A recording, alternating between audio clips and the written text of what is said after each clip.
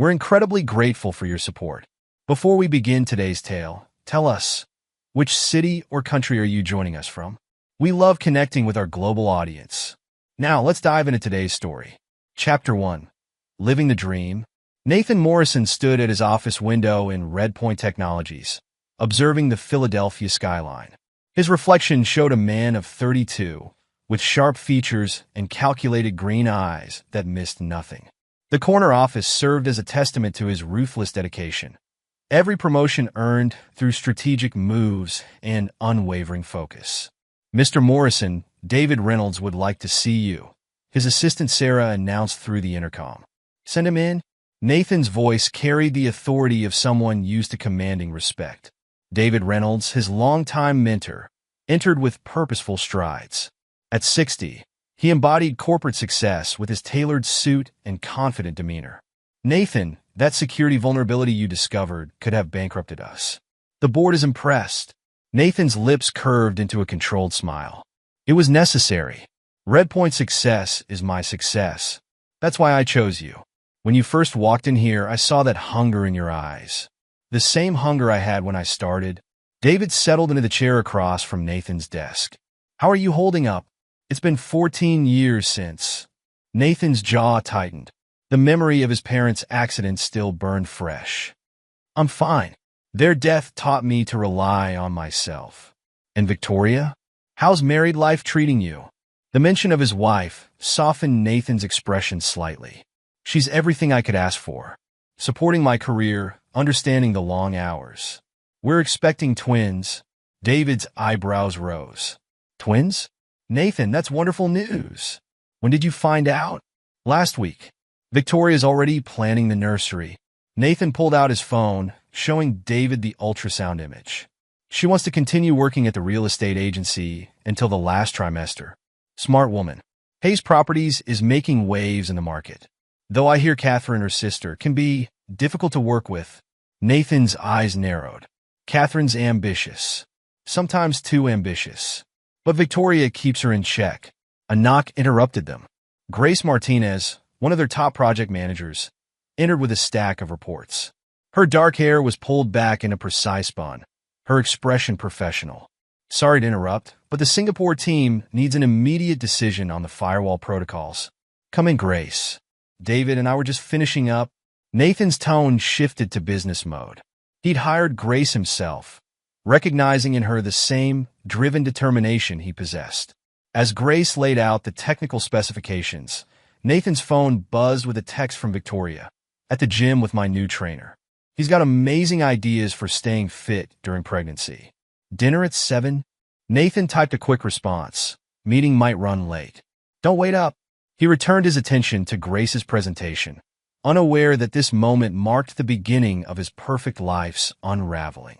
Later that evening, Nathan arrived home to find Victoria in their kitchen, still in her workout clothes. Her blonde hair was damp from the shower, her cheeks flushed with exercise-induced vigor. You missed a great session, she said, stretching her toned arms above her head. Jackson, my trainer, he's worked with pregnant athletes before. He thinks I can maintain most of my routine through the first 2 trimesters. Nathan poured himself a glass of water, studying his wife. Jackson? The one with the fitness Instagram account? Victoria laughed, the sound melodious and practiced. You've been checking up on him? Don't worry, honey. He's completely professional. Actually, you should meet him. He's got some great investment ideas for a new gym franchise. I'll pass. I trust your judgment. Nathan wrapped an arm around her waist, pulling her close. How are you feeling? Any morning sickness? None yet. I'm one of the lucky ones. Victoria's hand rested on her still flat stomach. Jackson says that staying active can help with pregnancy symptoms.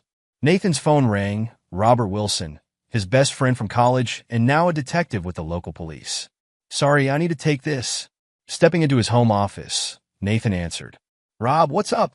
Nathan, you free for a drink? Got something you should know about that new development project Victoria's agency is handling. Give me 30 minutes. Usual place? At O'Malley's bar. Robert waited in their regular booth. His police badge glinted under his jacket as he leaned forward. The Hayes sisters are playing with fire, Nate. That new luxury complex they're developing? The land was rezoned under suspicious circumstances. Nathan took a slow sip of his whiskey. Explain, Catherine's been seen having private meetings with zoning officials. Right after, Hayes Properties mysteriously gets exclusive rights to prime real estate. Robert pushed a manila envelope across the table. These are just preliminary findings, but if you want me to dig deeper... No. Nathan's voice was firm. Victoria's not Catherine. She wouldn't risk our future on illegal dealings. He pocketed the envelope anyway, a habit born from years of careful information gathering. The next morning, Nathan arrived at Red Point early, reviewing the security protocols he'd implemented. His office phone buzzed. "Your wife is here to see you," Sarah announced. Victoria swept in, radiant in a designer dress that highlighted her subtle curves. "Surprise! I brought breakfast." She set down a paper bag from their favorite bakery. Nathan's expression remained neutral. "This is unexpected. Can a wife surprise her hardworking husband?" Victoria perched on the edge of his desk. "Besides, I wanted to tell you in person. I'm organizing a surprise party for your promotion to operations director." "Victoria," Nathan's tone held a warning. "Don't worry. Just close friends and a few key colleagues. David's helping me with the guest list." She leaned in to kiss his cheek. "You deserve to celebrate your success, Nathan. You've worked so hard for this." As Victoria left, Grace entered with the Singapore team's updates. She noticed the bakery bag. "Mrs. Morrison seems in high spirits. She's planning a party I don't want." Nathan signed the reports with quick, decisive strokes. Grace's lips twitched. "If you'd prefer, I could schedule an emergency meeting that evening." "No, let her have this. Victoria needs to feel involved in my success." Nathan's phone buzzed with another text from his wife, meeting Jackson for another session. "He's got great news about the gym investment." Nathan stared at the message, his expression hardening. He opened his desk drawer, pulling out Robert's envelope. Perhaps it was time to take a closer look at Hayes Properties' business dealings after all. The weeks passed, and Victoria's surprise party approached. Nathan maintained his routine. Early mornings at Red Point, late nights reviewing reports, and careful observation of his wife's increasing enthusiasm for her fitness regime.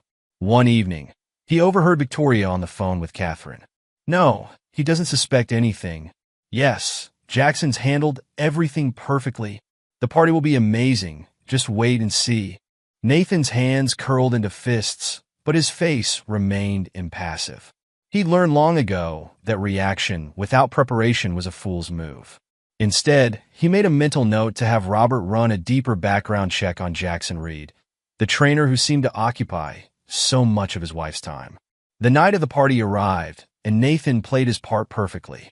He feigned surprise when he entered their decorated home, accepted congratulations with practiced grace, and watched Victoria work the room with her natural charm. David pulled him aside during the celebrations. "You got a good woman there, Nathan. Not many would put this much effort into celebrating their husband's success." Nathan's eyes followed Victoria as she laughed with Jackson, who'd been invited as her personal trainer. "Yes, she's very invested in my career." Later that night, after the guests had left and Victoria had gone to bed, Nathan sat in his home office, reviewing the files Robert had compiled. His friend's warning about Hayes Properties echoed in his mind as he examined property records, bank statements, and zoning documents. The perfect life he'd built was beginning to show its first hairline cracks, though none could see them yet. Nathan Morrison had learned early that trust was a luxury he couldn't afford, and as he studied the documents before him, his expression shifted to one of cold calculation. He would watch, wait, and gather evidence. And when the time came, if it came, his response would be neither swift nor merciful. It would be absolute. Chapter 2. The First Cracks. The medical office felt sterile and impersonal as Nathan sat across from Dr. Phillips, absorbing the news that would reshape his carefully constructed world. Stage 2 pancreatic cancer. The words hung in the air like a death sentence, but Nathan's expression remained composed. "We need to start treatment immediately," Dr. Phillips explained, shuffling through test results. "The survival rates—" "Give me the numbers," Nathan interrupted, his voice steady. "All of them." As the doctor detailed statistics and treatment options, Nathan's mind was already calculating, strategizing. He'd faced death before, at 18, when he'd identified his parents' bodies after their accident. This was just another battle to win. Later that evening, Nathan sat in Robert Wilson's living room, nursing a glass of bourbon. His friend's police detective badge lay on the coffee table between them, a symbol of the truth-seeking that had defined their friendship since college. "You need to tell Victoria," Robert insisted, his weathered face creased with concern. Nathan swirled the amber liquid in his glass. "Tomorrow. But first, I need you to do something for me." "Name it." "Pull everything you can find on Jackson Reed, Victoria's trainer." Nathan's green eyes hardened. Every detail, every connection, every skeleton in his closet. Robert leaned forward. "You suspect something? Let's call it due diligence." Nathan set down his glass. "Victoria's been spending 3 hours a day at that gym. She says it's stress relief. And you don't buy it?" "What I buy is facts, Rob. Get them for me." The next morning, Nathan broke the news to Victoria over breakfast. Her reaction was perfect, perhaps too perfect. Tears welled up in her blue eyes. Her hand flew to her mouth. Her body trembled appropriately. "Oh, Nathan," she whispered, embracing him. "We'll fight this together. I'll be with you every step of the way." Nathan returned her embrace, noting how her heart wasn't racing despite her apparent distress. "I know you will, sweetheart. I know." Victoria insisted on accompanying him to his first chemotherapy session, but by the second week, she developed a convenient pattern of scheduling conflicts. "Jackson says maintaining my routine is important," she explained. "It helps me cope with the stress." Nathan watched her leave for the gym, her designer workout bag slung over her shoulder. His phone buzzed with a text from Grace Martinez. "Board meeting covered. Focus on your treatment. Don't worry about Singapore project." Grace had proven invaluable since his diagnosis, stepping up without being asked. She understood efficiency, understood discretion. Unlike Victoria, she never needed to announce her support. She simply provided it. During his third chemo session, Nathan received an unexpected visitor. Michael Morrison, his estranged uncle, stood awkwardly in the treatment room doorway. "Heard about your condition," Michael said gruffly. "Thought it was time to bury old grievances." Nathan studied the man who'd fought with his father over the family farm years ago. "Why now?" "Because families should stick together." Michael pulled up a chair. "And because I've got 20 years of financial advisory experience that might come in handy." As the chemicals dripped into Nathan's veins, uncle and nephew began a careful reconciliation. Michael shared stories about Nathan's father that painted a different picture than the one Nathan had grown up with. The family farm dispute had been more complex than a simple inheritance squabble. "Your father was protecting you," Michael explained. "There were debts, threats. He took the blame to keep you safe." Nathan absorbed this information with his usual calculated precision. "And now you're here to protect me too?" Michael's response was interrupted by Victoria's unexpected arrival. She froze momentarily at the sight of Michael before composing herself. "I didn't know we had company," she said, her voice honey-sweet. "I'm Victoria, Nathan's wife." Michael's handshake was brief. "Michael Morrison, Nathan's uncle." Victoria's phone chimed with a text. She glanced at it, then back at Nathan. "Honey, I hate to rush off, but Catherine needs me for an urgent client meeting. Will you be okay?" "Go," Nathan said simply, noting how she barely kissed his cheek before hurrying out. Michael watched her leave. "She seems busy. She's handling things her own way." Nathan's tone discouraged further discussion. That evening, Nathan received a preliminary report from Robert about Jackson Reed. The trainer's background showed a pattern. Wealthy clients, marital problems, convenient shoulder to cry on. But there was something else, something that made Nathan's jaw clench. "He's still legally married," Robert explained over the phone. "Never finalized his divorce from wife number 1. And get this, she's trying to locate him for back alimony." Nathan processed this information in silence. "There's more," Robert continued. "He's been named in 2 professional misconduct complaints. Both wealthy female clients.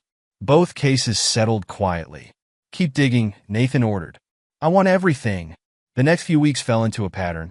Nathan attended his treatments, maintained his presence at Red Point, and watched. He observed Victoria's increasing absences, her perpetual gym sessions, her hushed phone conversations with Catherine. Grace became a constant presence, handling Red Point operations with quiet efficiency. She never mentioned the dark circles under his eyes or his occasional weakness after treatments. Instead, she adapted, scheduling video conferences when he couldn't make it to the office, ensuring nothing fell through the cracks. One evening, as Nathan worked late at Red Point, Grace brought him dinner without comment. She had her own battles, a mother with advancing Alzheimer's, a teenage son navigating adolescence alone. My ex-husband was a master of deception, Grace mentioned casually as they reviewed quarterly reports. I learned to spot the signs. Nathan looked up sharply. What signs? Patterns. Changes. The way someone can say all the right things while doing all the wrong ones. Grace met his gaze steadily. Just an observation. Before Nathan could respond, his phone lit up with a text from Victoria. Don't wait up. Strategy meeting with Catherine about new property development. Love you. Nathan's expression didn't change, but his grip on his pen tightened until his knuckles whitened. Grace noticed, but said nothing, returning to her reports with professional focus. Later that night, Nathan sat in his home office, reviewing his growing file of observations, records, and Robert's reports. A pattern was emerging, one that confirmed his deepest suspicions. Victoria's perfectly timed absences, her increasing involvement with Jackson, the mysterious property developments with Catherine. Pieces of a puzzle he was only beginning to solve. His cancer might have been eating away at his body, but Nathan's mind remained sharp as ever. He'd built his life from nothing once before, after his parents' death. He'd survived then through sheer force of will and careful planning. Now, as he studied the evidence before him, Nathan Morrison began formulating a different kind of survival strategy. If his suspicions proved correct, his response would need to be flawless, devastating, and absolute. Because Nathan Morrison hadn't fought his way up from tragedy, hadn't built his success through sheer determination, to watch it all crumble because of betrayal. If Victoria and her conspirators thought his illness made him weak, they were about to learn a harsh lesson about underestimating Nathan Morrison. Chapter 3. The Truth Reveals Itself. The afternoon sun streaked through the windows of Nathan's home office as he reviewed the latest batch of documents from Robert. His chemotherapy session had ended early, an unexpected chance to return home and process the mounting evidence of his wife's deception. The house stood quiet, almost too quiet, until voices drifted in from the back patio. Nathan moved silently through the house, his footsteps masked by years of tactical thinking. Victoria's voice, usually so carefully modulated, carried a sharp edge he'd never heard before. That idiot still thinks I'm faithful, she was saying, words slicing through the air like knives. His company will be mine once his cancer takes him. The kids are my personal trainers, but the inheritance laws don't care. Nathan stood motionless, his face a mask of contained fury as he listened to his wife continue her conversation with Amanda Taylor, her supposed best friend. Each word crystallized the suspicions he'd been gathering like precious stones. Jackson's already lined up buyers for Red Point's proprietary software, Victoria continued, wine glass clinking against the patio table. Once Nathan's gone, the company's vulnerabilities will be exposed. Catherine's real estate connections will help us move the assets quickly. Amanda's voice held a note of concern. Aren't you worried about getting caught? Nathan's not stupid, Victoria. Victoria's laugh rang out, sharp and confident. Nathan's too trusting. Always has been. He actually believes I go to the gym for 3 hours every day. As if I'd waste that much time exercising when Jackson and I could be planning our future. And the twins? Amy and Adam are insurance policies. Nathan adores them. He'd never believe they're not his. Jackson and I were careful about timing everything. Besides, by the time anyone figures it out, Nathan will be gone, and I'll be wealthy enough not to care. Nathan's fingers pressed against the wall, his knuckles white with controlled rage. 5 years of marriage. 2 children he'd thought were his own. Countless nights working late to provide the life Victoria claimed to appreciate. All built on carefully constructed lies. He moved silently back to his home office, his mind already formulating plans. His laptop held the key to Victoria's secret email account. She'd used his work computer once, months ago, leaving a digital trail she thought was hidden. The deleted folders revealed years of correspondence between Victoria and Jackson, detailing their affair and their plans for Nathan's company.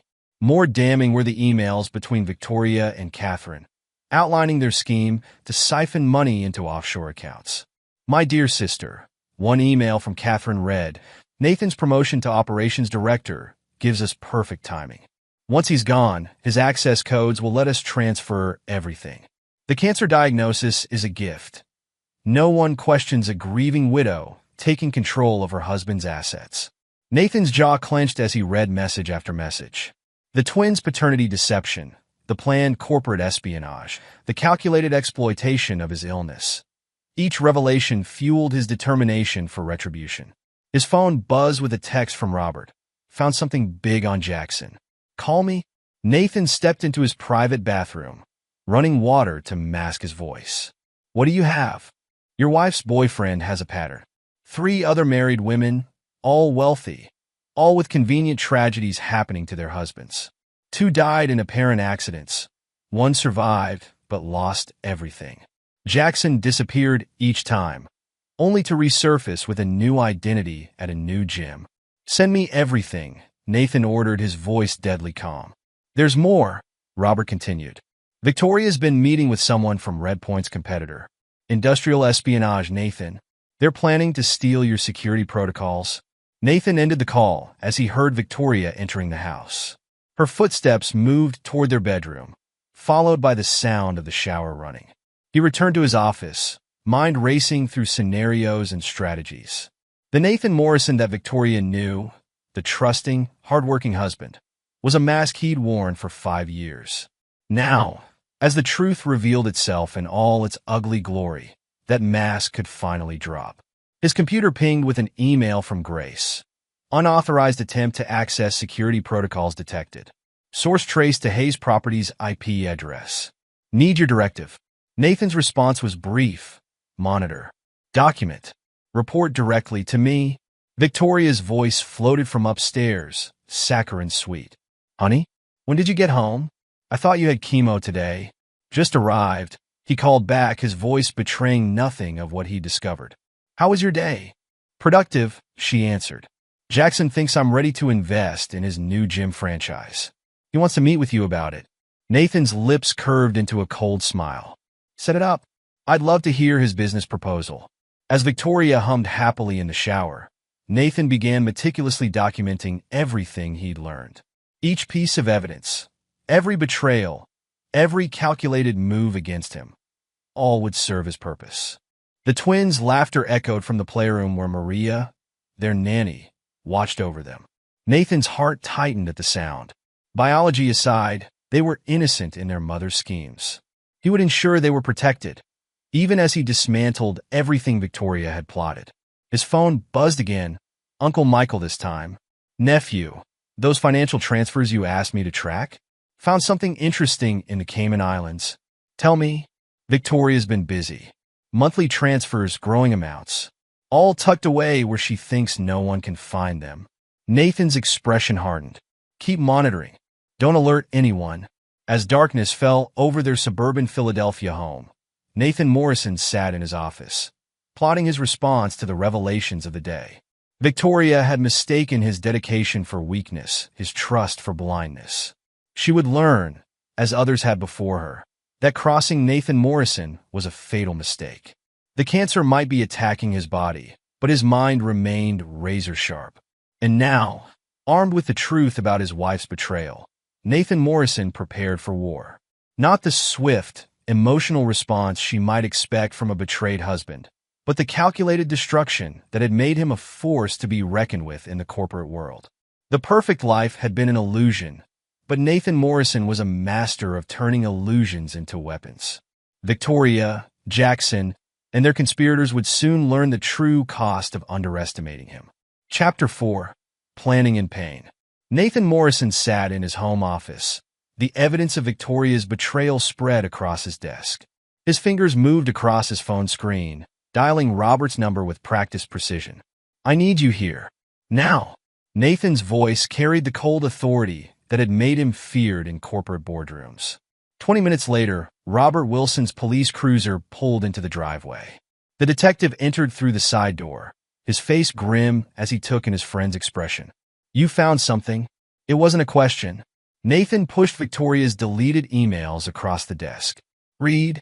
Robert's eyes narrowed as he scanned the messages. "Jesus Christ, Nate. The twins are Jacksons." Nathan's voice could have frozen hell itself. 5 years of lies. But that's not all.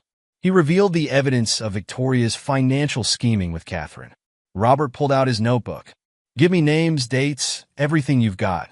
My contacts in financial crimes will want this." As they worked, Nathan's phone buzzed. Grace Martinez calling. He put her on speaker. "Nathan, we have a situation at Red Point. Someone tried to access the core security protocols using your credentials. The IP address traces back to Hayes Properties." "Victoria," Nathan said, his jaw tight. "Record everything, Grace. Document each attempt." "Already done. There's more. I found discrepancies in the project budgets Victoria had access to. Funds being redirected through shell companies." Robert looked up sharply. "Those shell companies, any connection to overseas accounts?" "Sending you the details now," Grace replied. "And Nathan? I know a good lawyer. My brother, Thomas Martinez. He specializes in cases like this." Nathan's phone buzzed again. Uncle Michael requesting a video call. He connected, and Michael's weathered face appeared on screen. "Nephew, you better sit down for this. I've been tracking Victoria's financial movements like you asked. She's been busy. Life insurance policies, investment liquidations, offshore transfers. She's preparing for your death, and she's not planning to wait long." Robert's hand instinctively moved to his service weapon. "We need to move fast, Nate. This isn't just a fair anymore. This is conspiracy to commit murder." "No," Nathan's voice cut through the tension. "We move smart, not fast. Victoria thinks I'm weakened by cancer and blind with trust. That's our advantage." Grace's voice came through the speaker. "I'm sending Thomas to you now. He'll want to see everything." 2 hours later, Thomas Martinez arrived. The lawyer's reputation for ruthlessness matched Nathan's own. He absorbed the evidence without comment, his expressions changing only when he reached the documents about the twins. "They planned this from the beginning," Thomas observed, studying the dates. "Victoria's relationship with Jackson predates your marriage. The timing of the twins' conception was deliberate, establishing parental rights for you while knowing they weren't yours." Nathan's hands gripped his desk. "Options? We build an ironclad case. Document everything. Let them think they're winning while we gather evidence." Thomas pulled out his tablet. "Grace mentioned corporate espionage. Victoria and Catherine are using Hayes Properties as a front," Nathan confirmed. "They're after Red Point's security protocols, which makes this federal territory," Robert added. "I've got friends in the FBI's white-collar division who'd be very interested." Uncle Michael's voice cut in from the video call. "Nathan, Victoria just moved another $100,000 to a Cayman account. She's accelerating her timeline. Let her," Nathan said, his green eyes cold as Arctic ice. "Each transfer is another nail in her coffin." Thomas began outlining strategies, his voice clinical and precise. "We'll need surveillance on Victoria and Jackson. Documentation of their meetings, recordings if possible." "Already on it," Robert confirmed. "I know a PI, Donna Kincaid, ex-FBI, specializes in infidelity cases involving corporate espionage." Nathan pulled up Victoria's gym schedule on his phone. "She's with Jackson right now. 3-hour training session." His laugh held no humor. "Planning my demise between sets, no doubt. We'll need your medical records," Thomas continued. "Victoria will try to use your cancer to claim you're mentally unfit." "My oncologist has everything documented," Nathan replied. "Each treatment, each response, each decision I've made. Clear-headed and competent throughout." Grace's voice came through again. "Nathan, Victoria just called the office. She's asking questions about your succession plans, claiming concern about your health affecting company stability." "Perfect." Nathan's smile was predatory. "Let her think she's being subtle. Grace, feed her carefully selected information. Let's see what she does with it." The meeting continued into the night, each participant contributing to the web Nathan was weaving.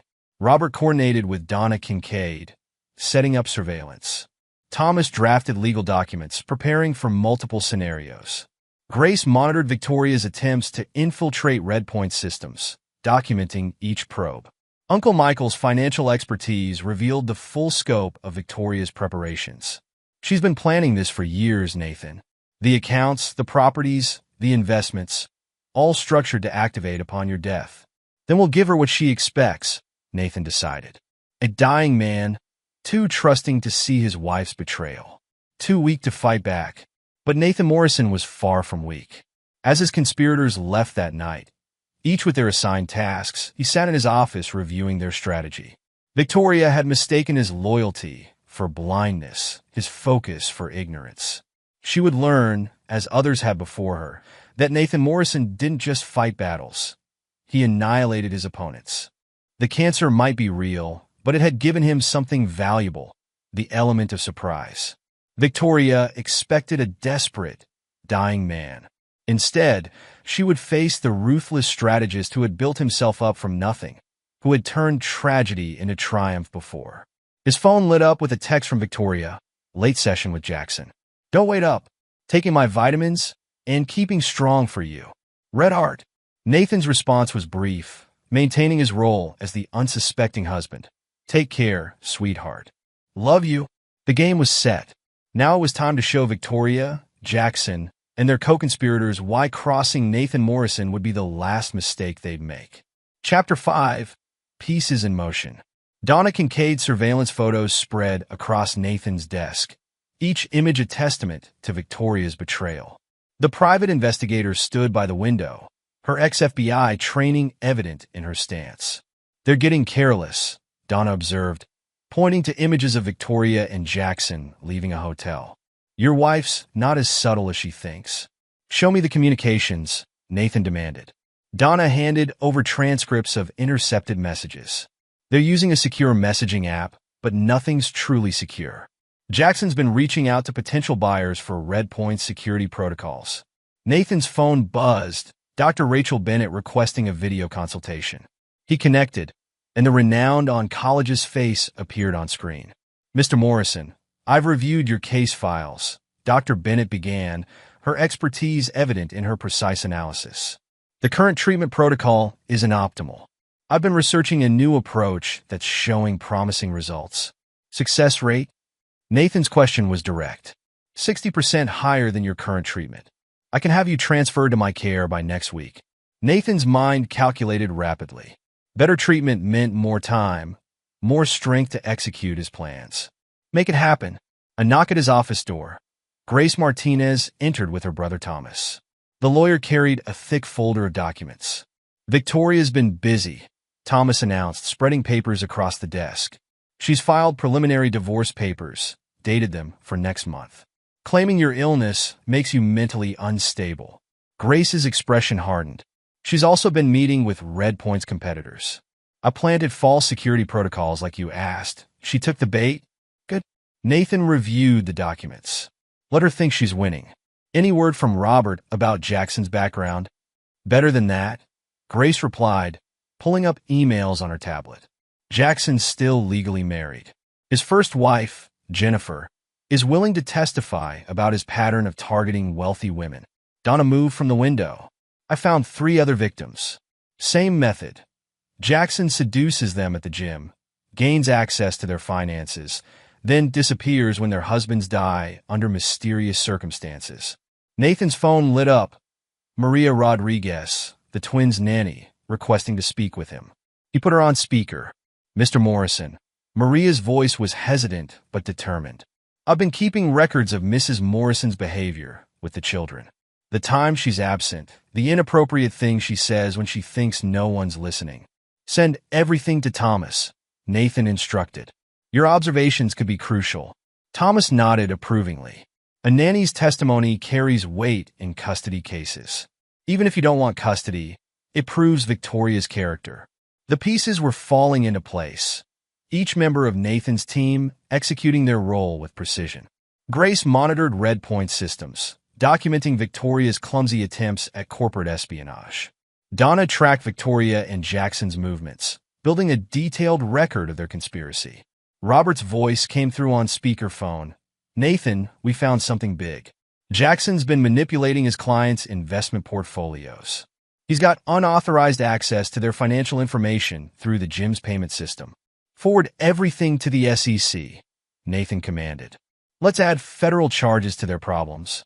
Dr. Bennett's face reappeared on the video call. Mr. Morrison, I can start your new treatment protocol tomorrow. The sooner we begin, the better your chances. Nathan checked his calendar. Schedule it. And Dr. Bennett? I need detailed documentation of my mental competency throughout treatment. Already prepared, she confirmed. Your cognitive functions are completely unimpaired by either the illness or the treatment. As the meeting continued, Nathan's team coordinated their attacks. Thomas prepared legal documents, targeting not just Victoria, but the entire conspiracy. Gray set up more sophisticated traps and red point systems, ready to catch Victoria's crude attempts at theft. Uncle Michael called in with updates on the financial front. Nathan, Victoria's getting sloppy. She tried to access your personal accounts this morning. Left a clear trail straight to Catherine's office. Let them hang themselves, Nathan replied, his voice cold with satisfaction. Each mistake brings them closer to destruction. The day progressed with military precision. Donna's surveillance caught Victoria meeting with Catherine at a private club, discussing property deals that reeked of insider trading. Grace documented 3 more attempts to breach Redpoint security, each one more desperate than the last. Nathan maintained his facade of ignorance, playing the role of devoted husband even as he orchestrated Victoria's downfall. When she called to cancel their dinner plans, claiming a late showing with clients, he responded with understanding and concern. "Don't work too hard, sweetheart," he said, knowing she was actually meeting Jackson at their regular hotel. "Take care of yourself." After Victoria's call, Nathan reviewed the latest surveillance photos. His wife and her lover, plotting his demise between workout sessions, oblivious to the noose tightening around them. "Mr. Morrison," Maria appeared at his office door. "The twins are asking for you." Mrs. Morrison promised to read them a bedtime story, but she's not here, Nathan finished. He stood his decision about the twins' future crystallizing. They might not be his biologically, but he would ensure they were protected from their mother's schemes. His phone buzzed with updates from his team. Donna, surveillance confirms Victoria meeting with corporate competitors. Robert, FBI interested in Jackson's financial fraud pattern. Grace, trapped another attempt to access Redpoint systems. Thomas, legal documents ready for your review. Nathan Morrison studied each report, his expression revealing nothing of the satisfaction he felt. Victoria thought she was orchestrating his fall. Instead, she was witnessing the results of crossing a man who had built himself from tragedy before. The cancer might be attacking his body, but Nathan's mind remained his deadliest weapon, and he intended to use it to its full capacity.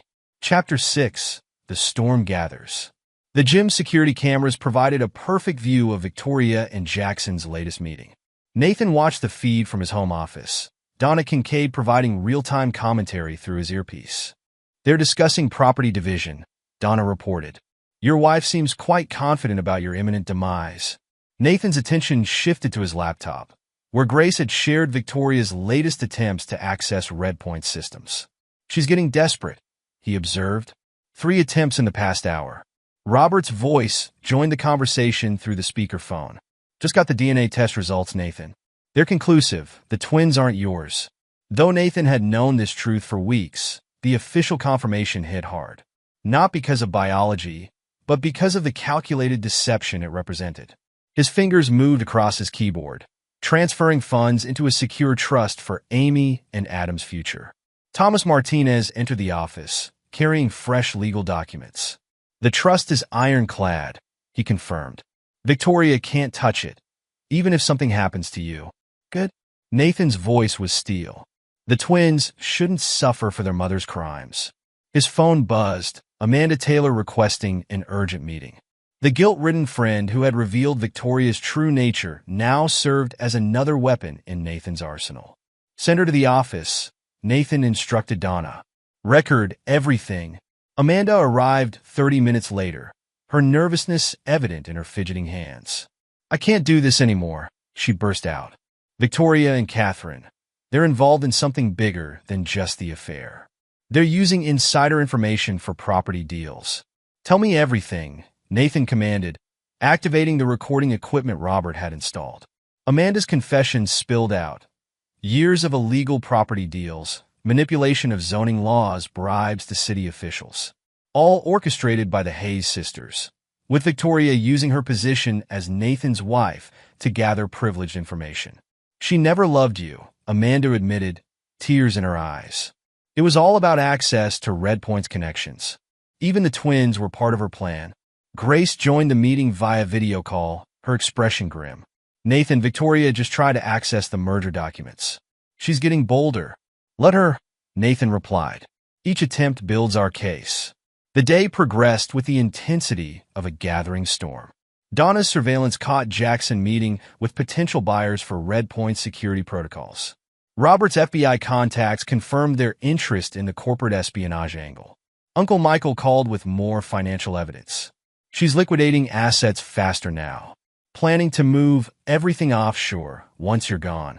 Nathan's phone lit up with a text from Victoria. Feeling weak today, honey? Maybe you should rest. I'll handle the Red Point meetings. His response maintained his cover. Thanks for your concern. Taking it easy today. In truth, Nathan had never been stronger. Dr. Bennett's new treatment protocol was showing remarkable results, giving him the strength he needed for the battles ahead. Maria entered with updates about the twins. They're asking questions, Mr. Morrison. They noticed their mother's absences. Keep detailed records, Nathan instructed. Document everything. Thomas reviewed their growing evidence pile. We've got enough for criminal charges now. Corporate espionage, wire fraud, conspiracy. Not yet. Nathan cut him off. Let them think they're winning. The fall will be harder. Grace's voice came through the speaker. Victoria's meeting with the board tomorrow, claiming concern about your health affecting company stability. Perfect. Nathan's smile held no warmth. Let her make her move. We'll be ready. The pieces were in place. Victoria and her conspirators had no idea they were operating in a carefully constructed trap. Each move they made tightened the noose around their necks. Nathan's phone buzzed again. Dr. Bennett with his latest test results. The cancer was responding to treatment, giving him time to execute his plans. Victoria expected a dying man's desperate moves. She would learn the cost of underestimating Nathan Morrison. Chapter 7. The Strike. The gym's security cameras activated at 6 a.m. sharp, recording Victoria's arrival for her morning session with Jackson. Nathan watched the feed from his office, surrounded by his assembled team. The moment had arrived. Surveillance in position. Donna Kincaid confirmed through the comlink. Target is entering the building. Robert Wilson adjusted his police badge, nodding to the waiting process server. FBI teams ready. They'll move on the financial crimes evidence as soon as the papers are served. Nathan's phone buzzed. Dr. Rachel Bennett calling. Mr. Morrison, your latest scans show significant tumor reduction. The new treatment protocol is working better than expected. Perfect timing, doctor. Send the results to Thomas Martinez. Thomas, already reviewing the final legal documents, looked up. Victoria's claiming your illness makes you mentally unfit. These medical records destroy that argument. Grace Martinez's voice came through the speaker system. Red Point security team just caught another attempt to access the protocols. IP traces directly to Hayes Properties. Upload the evidence to the FBI server, Nathan commanded. Add it to Catherine's file. The gym's camera showed Victoria in her designer workout gear, laughing at something Jackson said. Neither noticed the black SUVs pulling into the parking lot. Now, Nathan ordered. The process server entered first, accompanied by 2 FBI agents. Victoria's laugh cut off as legal documents were thrust into her manicured hands. Victoria Hayes Morrison, you've been served with divorce papers and a federal warrant for corporate espionage. Jackson backed away, but more agents blocked his escape route. Jackson Reed, you're under arrest for wire fraud and conspiracy to commit murder. Nathan watched Victoria's face transform from confusion to rage as she scanned the documents. Her fingers trembled as she reached page 3, the detailed evidence of her affair, the twins' paternity, and her financial crimes. This is ridiculous. Victoria's voice shook. I want my lawyer. Your lawyer's been served too, Thomas Martinez announced, entering the gym. Catherine Hayes is currently being arrested at her office. The real estate fraud evidence is quite compelling. David Reynolds appeared next, flanked by Redpoint's security team. We've documented attempts to steal proprietary software worth millions. The board has voted to pursue criminal charges. Victoria's composure cracked. Nathan can't do this. He's sick. He's not thinking clearly. Actually, Mrs. Morrison, Dr. Bennett stepped forward, medical records in hand. Your husband's cognitive functions are excellent. His response to treatment has been remarkable. Jackson tried to bolt, but was quickly subdued. The FBI agents read him his rights while pulling up records on their tablets. Mr. Reed, we've found your previous victims, an agent announced. 3 wealthy women whose husbands died under suspicious circumstances. Your first wife provided quite detailed testimony. Nathan's voice cut through the chaos, coming through the gym's speaker system. Victoria, did you really think I wouldn't find out? About the twins? The offshore accounts? Your plans for my death? Victoria's face drained of color. How? Your deleted emails were quite informative. Catherine's real estate schemes, your life insurance policy on me, your discussions about Redpoint's vulnerabilities. I saw everything. More agents arrived, carrying boxes of evidence. Bank statements, surveillance photos, recorded conversations. 5 years of deception laid bare. The gym's board has voted, David announced. Your ownership stake is forfeit due to criminal activity. Jackson was led away in handcuffs, already trying to make a deal. I'll tell you everything. Victoria planned it all. Victoria's lawyer arrived, but froze upon seeing Thomas Martinez. The Hayes family attorney looked like he'd seen a ghost. Save your breath, Thomas advised his colleague. The evidence is ironclad. Corporate espionage, wire fraud, conspiracy to commit murder. The federal penalties alone. Victoria found her voice. The twins. You can't take my children. They're not mine. Nathan's voice remained cold. But don't worry. The trust fund I've established will ensure they're well cared for. Unlike you, I don't punish children for their parents' crimes. Grace entered with more documents. Mrs. Morrison, Redpoint's board requests the return of all company devices and access cards. We've documented each unauthorized access attempt. Victoria's carefully constructed world crumbled around her. The gym members watched in shock as she was escorted out, her designer gym bag replaced by an evidence bag. Nathan finally appeared in person, his presence commanding respect despite months of chemotherapy. Victoria, you should have remembered, I built myself up from nothing once before. Did you really think cancer would make me weak? Dr. Bennett stepped forward with updated medical charts. Mr. Morrison's latest results show remarkable improvement. The new treatment protocol is exceeding expectations. Victoria's last attempt at dignity shattered. Nathan, please. We can talk about this. Like you talked about me with Jackson? Plan my death while using my money to fund your affair. Nathan's voice could have frozen fire. The time for talking ended 5 years ago, when you decided to make our marriage a lie. The FBI led Victoria away as reporters gathered outside. Nathan turned to his team. Robert, Grace, Thomas, Donna, Dr. Bennett, David, and Uncle Michael on video call. Phase 1 complete, Nathan announced. Now we destroy everything they built. The strike had been delivered. The war was far from over. Chapter 8. The Unraveling. Victoria's arrest made headlines across Philadelphia's business community. Nathan sat in Redpoint's boardroom, watching multiple news feeds while his team executed the next phase of their plan. Hayes property stock is in free fall, Grace reported, monitoring financial terminals. Catherine's arrest triggered a mass investor exodus. Thomas Martinez spread out new legal documents. Victoria's preliminary hearing is scheduled for next week. The evidence of corporate espionage is overwhelming. Her lawyers attempting a mental health defense, Robert added, reviewing police reports, claiming stress and anxiety led to poor decisions. Nathan's laugh held no humor. Poor decisions like planning your husband's death? How's Jackson holding up in custody?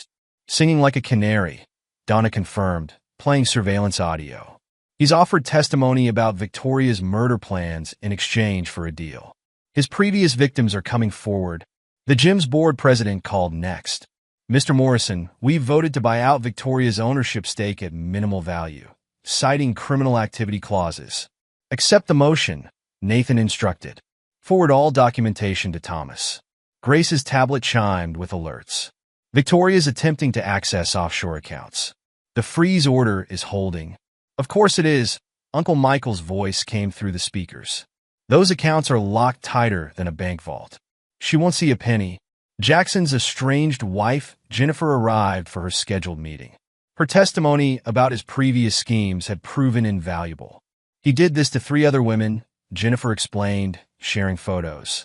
Seduced them at gyms, gained access to their finances, then vanished when their husbands died mysteriously. Thomas added her statement to the growing evidence pile. The pattern is clear. Victoria wasn't just a willing participant. She was his most ambitious co-conspirator. David Reynolds entered with Red Point's security team. We've traced all unauthorized access attempts. Victoria and Catherine's digital fingerprints are everywhere. The investigation into Hayes Properties revealed deeper corruption. Catherine's real estate empire was built on insider trading and zoning fraud. The state licensing board is suspending both sisters, Thomas announced. Their real estate careers are finished. Victoria's social circle crumbled as friends distanced themselves.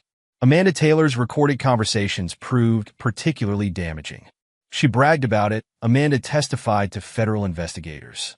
How she married Nathan for his company, how the twins were Jacksons, how she planned to profit from his death. Nathan received updates throughout the day. The gym canceled all of Jackson's client contracts. Victoria's attempt to access the twins' trust fund failed. Catherine's overseas properties were frozen, pending investigation. 3 more of Jackson's former clients came forward with similar stories. Grace coordinated with Red Point's PR team. The press release emphasizes corporate security and zero tolerance for industrial espionage. What about the twins? Maria Rodriguez asked, concern evident in her voice. The trust fund is secure, Nathan assured her. They'll have everything they need for education and future care. Victoria's lawyer attempted negotiation. Nathan's response was brief. She plotted my death. There will be no deals. The evidence mounted hourly. Security footage of Victoria meeting competitors. Recorded conversations about Nathan's expected death. Bank transfers to offshore accounts. Emails detailing the conspiracy. Witness statements from gym staff. Medical records proving Nathan's competency. Jackson broke under interrogation, revealing details about previous victims. His pattern became clear. Seduce wealthy women, plan their husbands' deaths, vanish with the money. He's facing multiple homicide investigations, Robert reported. Victoria's involvement makes her an accessory. Grace monitored Victoria's deteriorating position. She's been fired from her real estate firm. Her professional licenses are suspended. The gym's members, disgusted by the scandal, demanded refunds for Jackson's training sessions. His professional certifications came under review. His entire career was built on fraud, Donna revealed. Most of his credentials are fake. Catherine's arrest exposed the Hayes sisters' real estate schemes. Their network of insider trading and zoning fraud unraveled rapidly. The investigation has spread to city officials, Thomas explained. Bribes, kickbacks, illegal property deals, it's all coming out. Nathan watched the destruction of Victoria's carefully constructed world with cold satisfaction. She had tried to destroy him, using his trust as a weapon. Instead, she would learn why crossing Nathan Morrison was a fatal mistake. Chapter 9. Victory and Renewal. The divorce court fell silent as Nathan Morrison presented the final evidence. Victoria sat with her court-appointed attorney, her designer outfits replaced by department store clothes. The defendant conspired to commit murder. Thomas Martinez addressed the judge.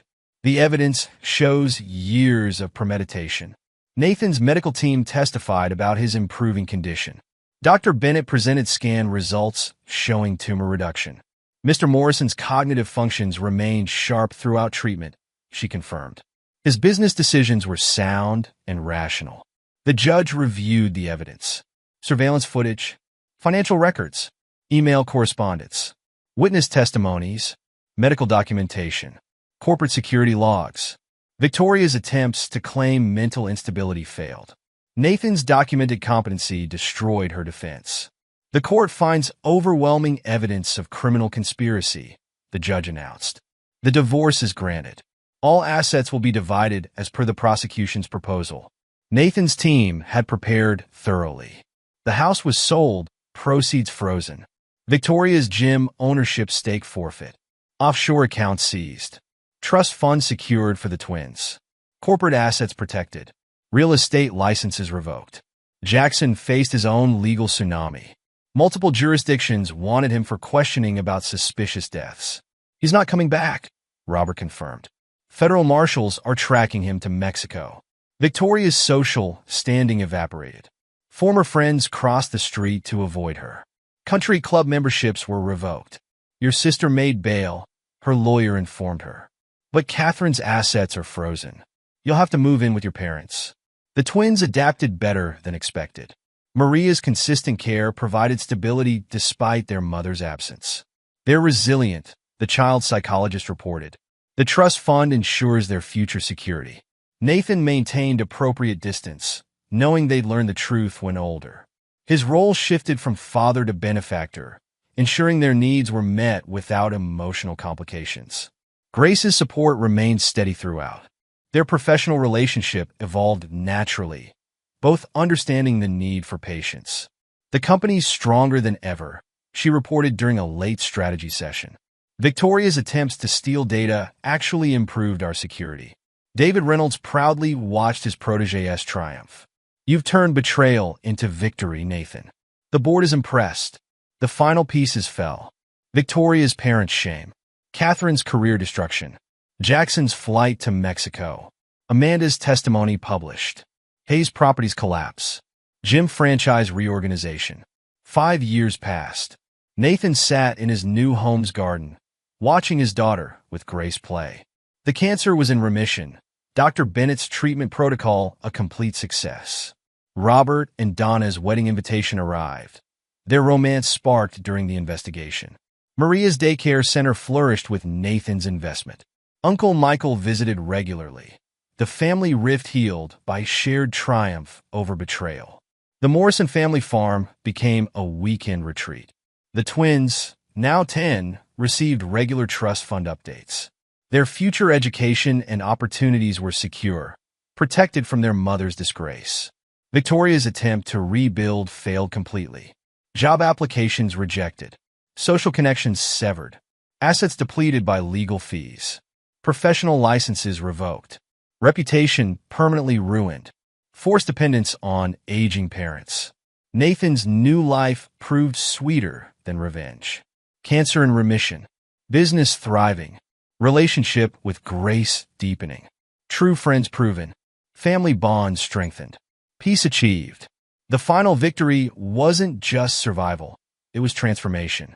Nathan Morrison had turned betrayal into triumph. Weakness into strength. Endings into beginnings. The man who had rebuilt himself from tragedy twice now stood stronger than ever. His enemies destroyed, his future secure, his legacy protected. The perfect life hadn't been perfect at all, but its destruction had led to something better, a life built on truth, strength, and the wisdom that comes from surviving betrayal. Epilogue, 10 years later. Redpoint Technologies' new headquarters dominated the Philadelphia skyline, its glass and steel structure reflecting Nathan Morrison's evolution from survivor to titan. At 52, Nathan sat in his CEO office, reviewing the company's latest expansion plans. The past decade had transformed both the man and his empire. "Dad, did you see my acceptance letter?" Lily Morrison burst into the office, her 13-year-old enthusiasm brightening the room. Grace followed their daughter, carrying a stack of reports. Princeton's summer science program? Nathan's pride showed in his rare, genuine smile. "Of course I saw it. Your mother made sure to forward it to board." Grace set down the reports, her role as Redpoint so evident in her confident bearing. The board's quite impressed. They're already talking about grooming the next generation of leadership.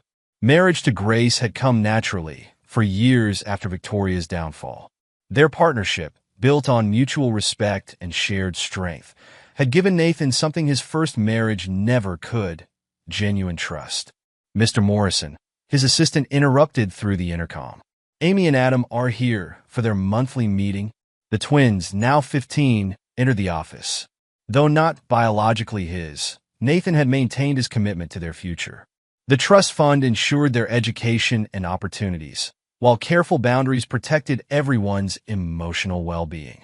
Our academic reports, as requested, Amy handed over their latest achievements.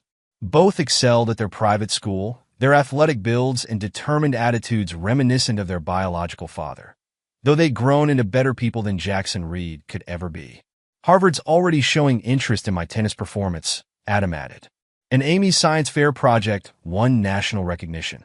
Nathan reviewed their progress with appropriate professional interest. The trust fund will cover any university you choose. Your accomplishments have earned that right. The twins had learned the truth about their parentage at 12 after careful consultation with child psychologists. Nathan's steady support throughout their lives had earned their respect, while Victoria's actions had taught them harsh lessons about character and consequences. Any word from your mother? Nathan asked, maintaining his role as concerned trustee. She sent birthday cards, Amy replied, her tone neutral. From Arizona, this time. Still trying to rebuild her real estate career under a new name? Victoria's attempt to reinvent herself had failed repeatedly over the past decade. Each new city, each new identity eventually crumbled when background checks revealed her past. Her parents' deaths had left her without even that safety net, forcing her to bounce between low-end jobs and cheap apartments. Robert Wilson's voice came through on the speakerphone. Nathan, you'll want to hear this. Jackson Reed's body was just identified in Mexico City. Apparently, he tried his usual scam on a cartel leader's wife. Didn't end well for him. Keep me posted, Nathan replied, unsurprised by his former rival's fate. How's the private investigation firm doing?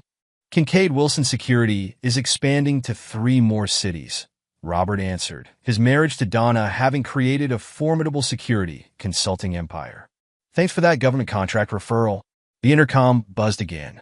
Sir, David Reynolds is here with the retirement paperwork. David entered, now in his 70s but still sharp as ever. His transition from mentor to friend had enriched both men's lives. Finally making it official. The board insisted on naming the new research wing after me. The David Reynolds Innovation Center, Nathan confirmed. Your legacy secured. Grace pulled up the latest company statistics on the wall screen. Under their joint leadership, Redpoint had grown from a mid-sized tech company to a global security solutions provider.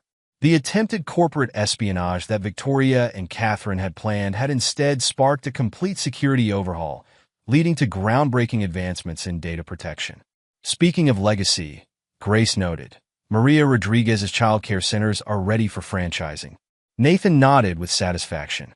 The former nanny had built her single daycare center into a successful chain, thanks to his initial investment and ongoing business guidance. Her centers now served as a model for corporate-sponsored child care facilities.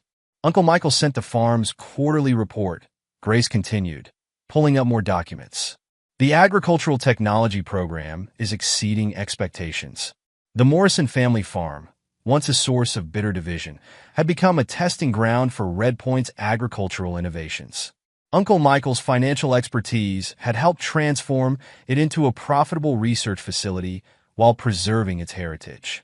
Catherine made another appeal, Robert added. Wants to reduce her restitution payments. Nathan's expression hardened. Catherine Hayes remained in financial ruin, her attempts to rebuild thwarted by the massive restitution payments required by her conviction. Her partnership with Victoria in the original conspiracy had cost her everything: career, reputation, and freedom. No reduction, Nathan decided. She made her choice 10 years ago. The afternoon brought more visitors. Amanda Taylor, whose testimony had helped bring down Victoria's conspiracy, had found her own path to success. Her ethical business consulting firm now helped companies identify and prevent corporate espionage. Your case study is still our most requested training module, Amanda informed them. Companies want to know how to spot the warning signs you caught. The cancer that had once threatened Nathan's life remained in remission, Dr. Rachel Bennett's innovative treatment protocol having proven successful. She now headed Redpoint's medical technology division, developing new cancer therapies. Your latest scan was clear, Dr. Bennett confirmed during her quarterly update. The treatment combination we pioneered has been approved for widespread use. You're not just a survivor, Mr. Morrison. You're helping save others. Thomas Martinez joined them later, his law firm having grown into a powerhouse, specializing in corporate security and high-stakes divorce cases. Victoria's latest appeal was denied, he reported. Her actions during the conspiracy voided any claim to marital assets. And the twins' trust? Nathan inquired. Absolutely secure. My firm's latest protections ensure she can't touch it, even after they turn 18. Your promise to protect their future remains intact. Evening found Nathan and Grace reviewing family dinner plans. Lily was excited about her upcoming science program, while the twins would join them to celebrate their academic achievements. The modern family they'd built might not match traditional definitions, but it worked. Did you ever imagine this 10 years ago? Grace asked, watching the city lights sparkle below. When you first discovered Victoria's betrayals? Nathan considered the question. The betrayal that could have destroyed him had instead revealed his true strength. Victoria's attempt to exploit his supposed weakness had transformed him into something far more powerful than before. I knew I would survive, he answered. I'd done it before after my parents' death. But this. He gestured to encompass their life, the company, their marriage, their daughter, the twins' success, the loyal friends who'd become family. This is better than mere survival. Later that night, alone in his home office, Nathan reviewed an intelligence report. Victoria had been spotted in Phoenix, working as a low-level real estate agent under another assumed name. Her latest attempt at reinvention would fail like all the others. Background checks and professional networks ensured that. The twins' latest achievements brought a different kind of satisfaction. Despite their biological parents' crimes, Amy and Adam were growing into remarkable young adults. His decision to protect their future while maintaining appropriate distance had paid off. Redpoint's success proved equally satisfying. The company that Victoria and her conspirators had tried to steal had instead become a global leader in security technology. The very threats they'd posed had sparked innovations that now protected corporations worldwide. Grace's leadership had been instrumental in that growth.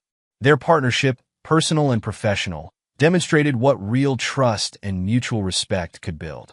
Lily, their daughter, embodied the best of both parents, brilliant, determined, and unflinchingly honest. The support network that had helped destroy Victoria's conspiracy remained strong. Robert and Donna's security firm protected corporations from similar threats. Maria's childcare centers provided safe, nurturing environments for working parents. Uncle Michael's financial guidance helped others protect their assets. David's mentorship programs developed ethical business leaders. Dr. Bennett's medical innovations saved lives. Thomas's legal expertise defended against corporate predators. Amanda's consulting prevented similar conspiracies. Each member of Nathan's team had transformed their role in his revenge into a force for positive change. Their loyalty, proven in crisis, had built something lasting and meaningful.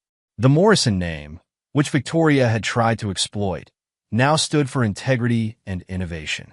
Nathan's reputation for ruthless response to betrayal was balanced by his commitment to protecting the innocent and rewarding loyalty. His home office held reminders of the journey. The twins' academic awards, Lily's science competition medals, Grace's business innovation prizes, Redpoint's security patents, the family farm's transformation, charitable foundation successes, professional achievement records. Each item represented a victory not just over Victoria's conspiracy, but over the very concept of betrayal itself. Nathan Morrison had turned revenge into renaissance, destruction into creation. The cancer's remission symbolized more than physical healing. The disease that Victoria had counted on to weaken him had instead revealed his true strength. Dr. Bennett's treatment innovations now helped others find similar strength. The next generation showed particular promise. Lily's brilliant scientific mind, Amy's analytical abilities, Adam's determined focus, their shared ethical foundation, strong educational achievements, healthy emotional development, clear understanding of consequences. Nathan's protection of the twins, despite their parentage, demonstrated the difference between revenge and justice. Victoria and Jackson's betrayal had cost them their children's love, while Nathan's steadfast support had earned their respect.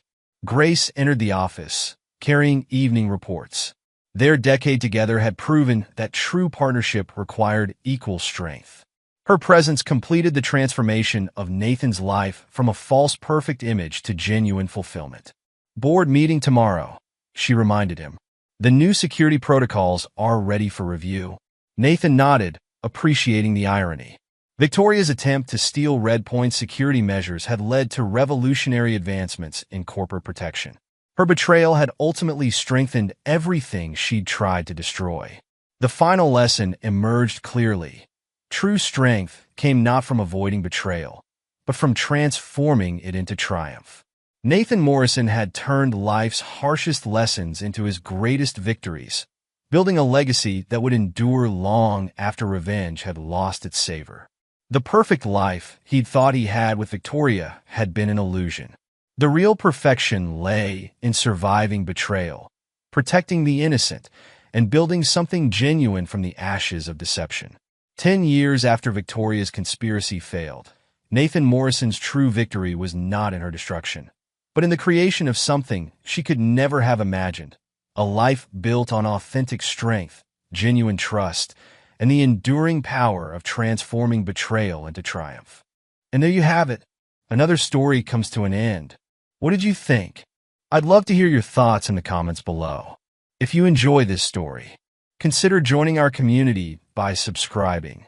It means the world to us. For more stories like this one, check out the recommended videos on screen. And I'll see you there.